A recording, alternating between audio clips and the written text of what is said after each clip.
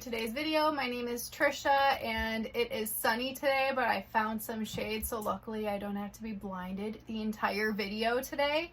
And I just wanted to take a moment to thank you guys so much for all of your comments on my last video and all of your input. It's so good to hear that you guys like the vlog style videos as well.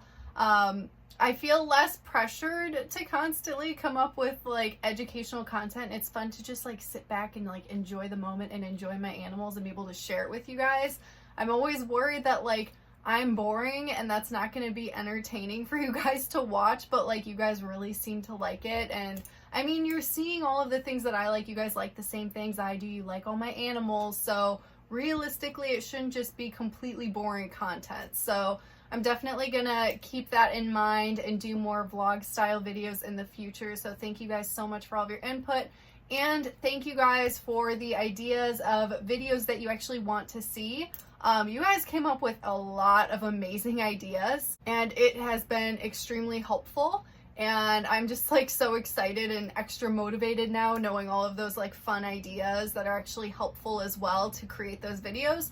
So one of those videos is the one that we're doing today. So thank you to Miracle for coming up with this idea. She wanted me to do a video basically like a guide to picking the best pet reptile for yourself. So for today's video, I'm going to go through categories of snakes, lizards, turtles and tortoises, and amphibians, and I'm going to let you guys know if I could only choose to keep one species of each, what I would choose and my reasons why. And I'm also going to let you guys know just some information to be aware of when picking the best reptile for you and what I would typically recommend for someone else if they're first getting into the hobby. Because the thing is, it's really difficult when you're trying to pick a reptile for yourself because the first thing that you're gonna see everywhere is like the best beginner reptiles. And a lot of the time, that's what I'm always talking about as well, because we just always, I feel like in my head, I need to assume everyone doesn't know a single thing about reptiles. So I treat everyone as if they've done zero research and they're starting from like day one of interest in reptiles. But realistically, that is not always the case. A lot of you guys are familiar with my channel and you're returning and you're educating yourselves and you clearly do research, otherwise you wouldn't be here.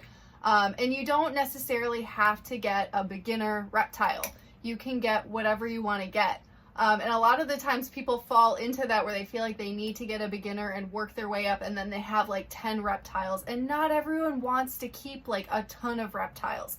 They maybe just want one or two and they want it to be a good fit for them.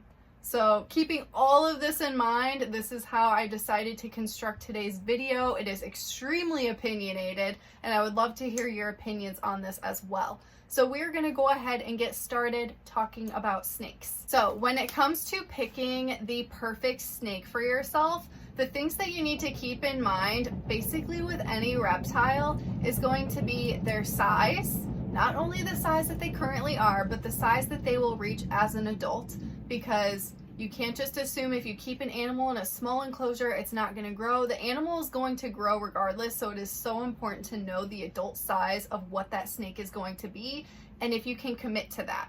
If you can't, then it's not a good fit for you. Another thing to be aware of is their temperament. So this can be a little touchy because not all snakes behave the same way. When you're looking at different species, some of them generally behave a certain way and others behave a different way. For an example, colubrids are very fast moving and they can have jerky movements. Whereas a ball python will typically just sit in a ball, and then when they feel comfortable, they can come out and they'll slowly move around at a slow pace. Boas also, they're going to be moving around at a slow pace, but they can be pretty food aggressive. So all of these things give them different personalities and different temperaments. There's always going to be like that one snake where it's just like extremely defensive, hard to build trust, and it's going to be snapping at you. There's going to be others like Metamora, my green tree python, who those snakes are known to be extremely defensive and bitey, and she allows me to handle her without a problem. So it really is touch and go. You need to just accept that you may not get the exact personality that you want. I made an entire personality video, so if you're interested in more information on picking the right personality pet, definitely check out that video because I go way into depth. But it's something to be aware of. In doing research, you will learn the general behavior of the species and try to key in on the components that you like to pick one that would be ideal for you. Another thing is just simply preference, and I feel like that's obvious. You're obviously going to be looking into a snake that you want, that you think is beautiful and you're interested in it and it's something that you want to keep. If you're not interested in it, don't get it. And I feel like the only reason someone might do this is because someone will be like, oh, this is a good beginner snake, so you have to get this one. And then they're not really interested in it, but then they get that snake anyway because that's what they were told to get. And that's not a good fit. You want something that you really, really want. So just make sure that you're not doing that. And if you are going for a snake that isn't a beginner and you're technically a beginner, that's okay. Just make sure you do all of the research and you make sure that you can take care of that animal the way that needs to be taken care of. Another thing, obviously, you're going to look into the care, the humidity, the temperatures, all the things that that species needs, and make sure that it's something that you can handle and accommodate, and otherwise it's not going to be a good fit. So I feel like a lot of these things are common sense. It's just hard to pick like what you may want. So generally what I recommend for people that I think is like a really great snake for beginners, I always recommend a corn snake. Corn snakes I recommend because their care is extremely easy. They're great eaters and they grow pretty slowly over time. It takes them a while. They start off really small. So if you are just completely new to snakes, your snake can grow up with you. You can become more comfortable with them. You aren't going to have issues with them not eating or anything like that. So that's typically why I recommend them for beginners. If you are someone that is a little bit more advanced, other animals like a ball python might be a great option for you as well. They're just a little bit more challenging when it comes to care. Again, it doesn't matter if you want like a Brazilian rainbow boa or green tree python or carpet python, whatever you want, as long as you do the research and you're comfortable with the care and can accommodate everything, then you should go for it. Just make sure it's something that you really want and you're passionate for. So for me personally, if I were only able to keep one species of snake, that snake would be ball pythons. And you may be shocked about that. I know a lot of you guys would think like if I could keep one pet, it would just be Bowie, my Brazilian rainbow boa. But the thing is, I actually prefer ball pythons when it comes to size and handleability. I think that it's more accommodating for me physically as a person. And I love Bowie so much. She is such an amazing animal to keep, and I have a special bond with her. But if I were only to keep one species, I think that ball pythons are just more up my alley, which is extremely shocking because a couple years ago, I was very anti-ball pythons. I did not like them because a lot of them seemed to not like me and they would strike at me. But then I got Chaos, which I was gonna take him out today, but he needs to eat. He's my picky one and I need to feed him tomorrow, so I'm avoiding handling. So we have Casper out again.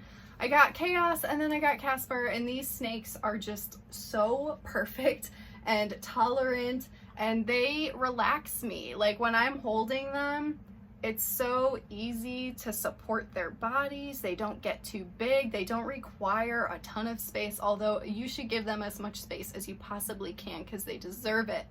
But these snakes are just perfectly ideal for me. And I feel like they're my best pick. If I were only to keep one snake, I would be very content just keeping one ball python. So you guys may be shocked about that answer, but it is absolutely perfect for me. And I think that they are perfect for a lot of other people as well. Especially if someone just wants one snake. I think that ball pythons are just like the perfect option. However, Chacho, they are not good for beginners. I never recommend them for beginners because they can be very difficult when it comes to feeding. They require a higher humidity and they can be a little bit more challenging to take care of because of those aspects. But if you are familiar with all of that and you've done the research and you're totally fine and accepting of all of that, then you should definitely go for a ball python. I think they're some of the most beautiful snakes. They come in so many different morphs and they're just relaxing. Like, they soothe me. It's like therapy. So yeah, ball pythons would be my choice. If I could keep only one species of snake, it would be this guy right here. Don't tell Chaos. This is not personal. Do not take any of this personally, because I'm not saying I love this animal more than my other animals. I love them all so much, and I obviously wouldn't get rid of the others, but that's what we're doing for today's video. So here is Casper. The next category that we're going to be talking about are lizards. So lizards have so much personality, and people that like to keep them, I feel like a lot of people that like lizards can deal with fast movements. And for me as a person, fast movements stress me out, which is why it's so shocking that I actually went through and got a jeweled Lacerda, because the fast movements are so not for me. It's why I don't really like fast gecko moving species either. But yeah, a lot of people love that. That is their cup of tea, and they love really crazy, spunky lizards. So it's very important when you're picking a lizard, obviously like any other species, you're going to be looking for the size that they currently are and how big they're going to get. A lot of people don't realize when they're looking at like sizes of lizards, they'll think like it seems extra long. Like bearded dragons, they can get like between 1.5 to 2 feet. And people are like, wow, that sounds crazy. Like, how is it that big? Keep in mind the measurements are including their tail, and they have a long tail. Most lizards, like, their tail is like the size of their body, if not longer. So keep that in mind, because that may throw you off and make you think like it's way too big for you, when it's really realistically not that big. However, lizards are very, very active animals, and they need a lot of space. You may not think so for animals that are sleeping during the day because they seem inactive, like crested geckos and leopard geckos, gargoyle geckos. They all still need a lot of space, and they're going to be very active at nighttime. So even those animals need a lot of space, and then all of your active species during the day, they're going to be out hunting during the day, basking, climbing on things. They need all that enrichment. So lizards actually need a surprising amount of space, and the bigger you can go, the better. So it's something that's very important to keep in mind when choosing the best lizard for yourself. Of course, you can look into the general behaviors of the species and how they are. Some of the absolute most tolerant species that I adore are bearded dragons. If you want a lizard that you can hold, that'll chill out with you and be laid back, bearded dragons are what you should be looking for. Not every single bearded dragon is going to be extremely tolerant, so always keep that in mind. Some of them can be defensive, and you have to build trust with them over time, but every animal is going to be a little different, and generally bearded dragons are just really chill. Leopard geckos are typically what I would recommend for beginners. They can be handled, however, they don't really seem to enjoy it too much. They typically like to just be left alone, like most reptiles, but they're very easy to care for, as well as African fat-tailed geckos. That would be another species that I would recommend to beginners. Both of these species don't get very big. They don't need a ton of space, and they're very easy to accommodate, which is what makes them so great for beginners. So if I were to only choose one lizard species to keep for myself, it would be, so shocking, right? I would choose chameleons. And chameleons are absolutely not what I would recommend for beginners by any means. But for me, chameleons are what give me the most enjoyment. They're slow moving. They do take a lot of work. They're extremely challenging when it comes to the care department, but it's something that I am very passionate about and I love doing. So it makes them a perfect fit for me. I can never get bored of chameleons. I just absolutely love them. So yeah, I honestly can't picture my life without a chameleon in it. I feel like I need to always have chameleons around in my life. So they're just absolutely perfect for me. This is Willie, by the way.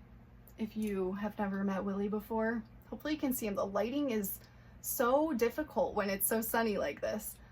But yeah, chameleons for me Gotta have them in my life.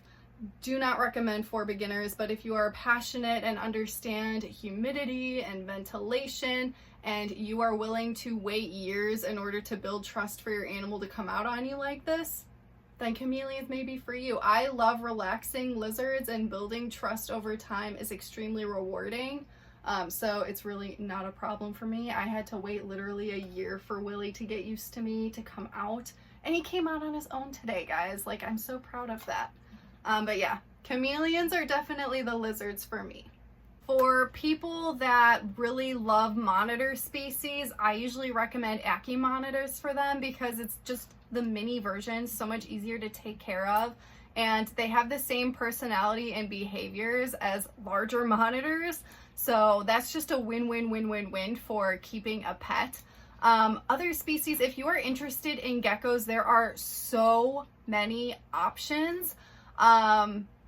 I'm just gonna add geckos in here for this little section. If I could only choose to keep one gecko species in my life, this is hard. This is hard because I go back and forth on these two species daily. Like, one day I'll give you one answer, the next day I'll give you a different answer. I'm gonna go with crested geckos. Crested geckos, because they're just classic and they're so derpy. They have the best personalities. I don't think I could live my life without a crested gecko in it. The other option would have been gargoyle geckos. I think they're so stunning. But yeah, today is crested geckos. So yeah, there's just so many different lizards, but I felt like I had to put a little gecko monitor section in there because it's hard to just group them all together. The next group we are talking about are turtles and tortoises. So these two are very different. They're both very popular in the pet hobby. You will see aquatic turtles all over the place. They seem to be the ones that are rehomed the most because people get them. They come as tiny little babies. People think they aren't going to get that big. They get huge, and they are extremely difficult to take care of. Cleaning up a turtle tank is literally a nightmare. It is not fun. It requires so much work. After Lulu, I don't think I will ever be getting any other pond turtles unless I have like an outdoor pond. I would love to like take in rescues one day because pond turtles are like some of my favorite reptiles on the planet. My favorite animal in general is just turtles, and I think pond turtles. But keeping them as pets is extremely difficult, so it's not something that I usually recommend for everyone. If you are extremely passionate and you love your pond turtles and you want to keep them, you can do it. Just make sure you do the research and you are aware that they get large, they need a ton of water, they need the land area, and you can do all of that. When it comes to tortoises, tortoises are the land species. They are not going to be swimming whatsoever. Do not stick them in like a pond or something. I've seen videos where people do that and they're like, oh, it's a turtle, it swims. And it's like, no, they don't swim. They're not built for that. It's a tortoise. So yeah, tortoises are so much easier to take care of because they don't have that water aspect. They still need to soak, but they need to soak in like a very shallow water dish. And yeah, their care is just way simpler. They're slow moving. They're basically like cows. They just want to graze and eat all day long. But I feel like if I were to choose one for myself as a pet, I would choose the red-footed tortoise is the best option for me. This is Peaches. And yeah, for me, I think that she is perfect because she's getting pretty big, but she's gonna get much larger than this. And I myself, I've always wanted a really like pretty large turtle that's also still manageable. So the red-footed tortoises are the perfect one for me. When it comes to size-wise, I feel like it's something perfect that I can accommodate, that I can have out in my yard with Chacho one day. And that's just everything I wanted.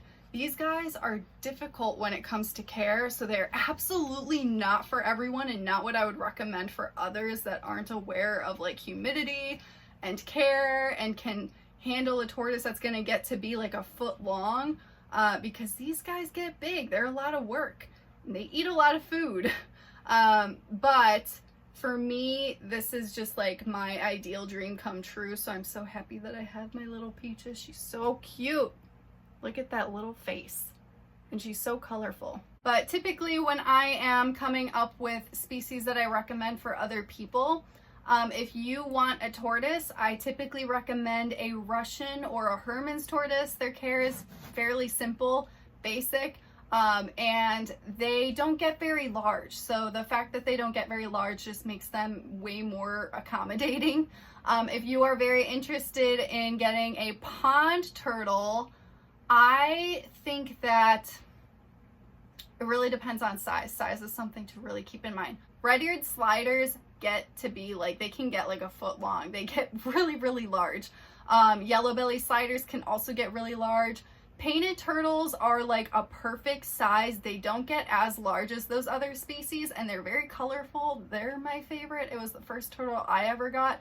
So if you could get a painted turtle, that would be one that I would recommend for other people. There are so many other species out there. It is ridiculous. The side neck turtles are adorable. There's so many, and it really, the care is very similar when it comes to all of those turtles. So it's just a matter of preference and like what you can accommodate. But yeah, I would recommend painted turtles or Russian tortoises for other people that are looking for what would best suit them. And the last group that we're talking about are amphibians. So amphibians can be a little bit more challenging. They're sensitive. They aren't the best when it comes to handling. They're more of a hands-off. The oils on your hands or whatever you're touching could affect their skin. They breathe through their skin, so it's very important that it's healthy tissue and you're not affecting it, and it's very sensitive. But they can make amazing pets too. So it's important to keep in mind size, how big the frog is currently and how big it's going to get. A huge thing that this happens with is pixie frogs, like my Janemba. They start off tiny. I think I still have a video of baby Janemba. I'll show you guys here, but he was just a tiny little squirt. And now he is just like a giant two-hand frog. While I'm talking about Janemba, I decided I have to take him out. That's his butt. He's like asleep right now. Can you see his face? He's big. That's a big frog. So if you are interested in pixie frogs and you see a baby at a reptile show, keep in mind, this is what you're gonna get.